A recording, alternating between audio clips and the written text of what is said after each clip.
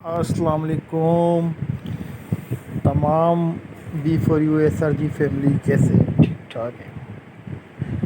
अच्छा, आज कुछ केस के हवाले से भी हम बात करेंगे और कुछ हम ब्लैक मेलर माफिया के हवाले से भी बात करेंगे और कुछ आजकल जो जंग चल रही है उसके हवाले से भी बात करेंगे यूट्यूबर्स की। तो सबसे पहले जिन दोस्तों ने हमारे चैनल को सब्सक्राइब नहीं किया वो सब्सक्राइब कर लें और बेल आइकन प्रेस कर दें ताकि हर आने वाली वीडियो आप तक पहुंचती रहे। अच्छा, सबसे पहले तो केस के हवाले से हम बात करना चाहेंगे कि इस वक्त केस जिस कंडीशन में है, लेट सपोज एक लम्हे के लिए हम ये सपोज कर भी लेते हैं कि सैफुर रहमान साहब की बेल हो जाती है। तो बेल होने का मतलब ये नहीं है कि लोगों को अगले दिन से विड्रॉल मिलना शुरू हो जाएगा। इसकी वजह ये है कि अभी फ़िज़िकल बिज़नेस हमारे प्रॉफिट दे रहे नहीं हैं और मनी रोटेशन की इजाज़त नहीं है। हमारे पाकिस्तान के कानून में पोंजी स्कीम कहलाते हैं ये सारे सिस्टम, ठीक है। तो इस तरीके का कोई रूल फ़िलहाल नहीं है। आगे जाके कोई रूल पास हो जाए वो एक दीगर बात है।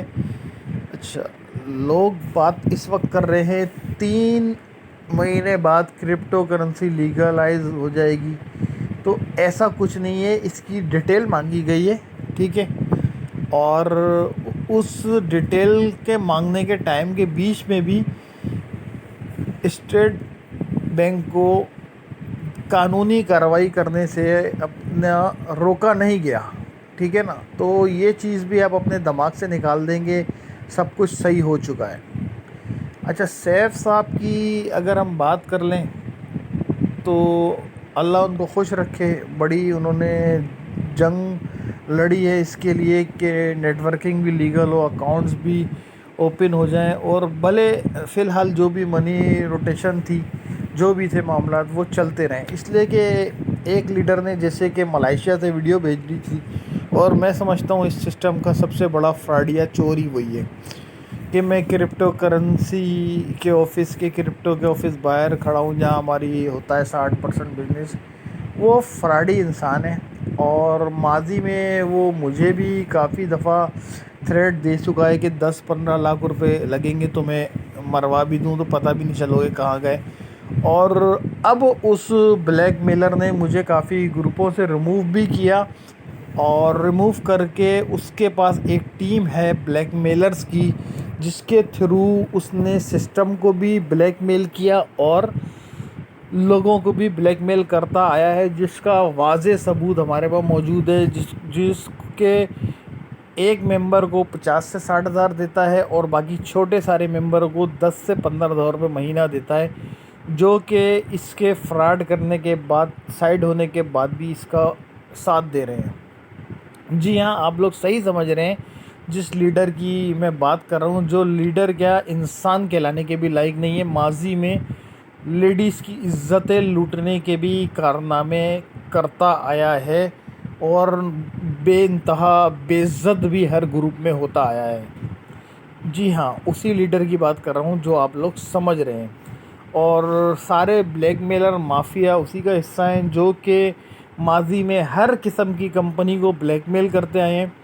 और उस लीडर ने सैफुर रहमान साहब को कितना बड़ा धोखा दिया ये तो खैर लोगों को नहीं पता, मगर आपको छोटी सी एक डिटेल बता दूं कि उस लीडर का फ्रॉड जो है ना, खाली आईटी टीम को अपने काबू में करके 1.5 अरब से ज़्यादा का फ्रॉड वो लीडर कर चुका है, फेक जनरेट करके डॉलर। और जब डॉलर 100, 120, 70 और 50 तक आया तो वो उस वक्त नीचे एकदम रेट आने की वजह यही थी कि शुरू में रेट कम नहीं हो रहा था, कम से कम भी चल रहा था, 125, 130 चल रहा था।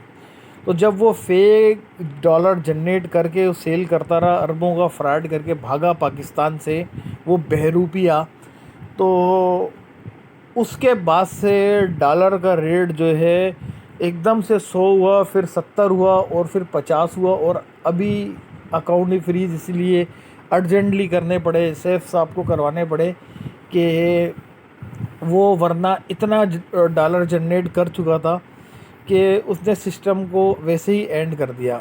और अभी जो कंडीशन है उस हिसाब से मुझे नहीं लगता कि जितने लाखों डॉलर जनरेट किए गए हैं फेक के, ये सिस्टम आगे मज़ीद चल पाए सैफ साहब के आने के बाद। हत्ता के अकाउंट अनफ्रीज़ होने के बाद भी ये सिस्टम चल जाए, ये मुझे ऐसा नहीं लगता कि ये पॉसिबल है। अच्छा, अब यूट्यूबर्स की बात कर लेते हैं। तो यूट्यूबर्स की जो आजकल जंग चल रही है वो कुछ इस तरीके से है कि हमारे लिए, चाहे वो राजा साहब हों, चाहे वो ताहिर नसीर साहब हों, हम आवाम में, हमारी किसी से कोई लड़ाई नहीं है। हम एक इन्वेस्टर हैं और हमें अपनी इन्वेस्टमेंट से मतलब है। तो इन दोनों की हम रिस्पेक्ट करते हैं। अब लोग बोलेंगे कि यार ये तो ताहिर नसीर साहब की भी रिस्पेक्ट कर रहा है। तो बात ये है कि मैं कहता हूँ चोर भी होगा ना तो हम उसको चोर ज़रूर कहेंगे, मगर हम उसकी रिस्पेक्ट करेंगे। तो अगर ताहिर नसीब साहब अगर SRG के ख़िलाफ़ वीडियो बनाते हैं तो इसका मतलब हम ये नहीं है कि हम उसको गाली गलौज करें, ये उसका अपना नज़रिया है। और मगर ये यूट्यूबर की जंग जो इस वक्त चल रही है, इसकी वजह से ये बात डन है कि उन लोगों को बड़ा फ़ायदा पहुंच रहा है। बहुत ज़्यादा व्यूज़, बहुत ज़्यादा इनकम उनकी इंक्रीज़ हो रही है और आवाम इस जंग को मज़े से देख रही है। और राजा साहब भी हमारे लिए बड़ी काबिल इज़्ज़त है, मगर मेरा ख़्याल से इस वक्त इन चीज़ों की ज़रूरत नहीं है। इस वक्त हमें सिर्फ़ इन चीज़ों की ज़रूरत है कि किसी तरीके से सैफ साहब बाहर आ जाएं और सिस्टम हमारा चलना शुरू हो जाए, और जो फ़िलहाल जो बैंक में है उससे ही कुछ ना कुछ लोगों को मिले। उम्मीद पे दुनिया कायम है।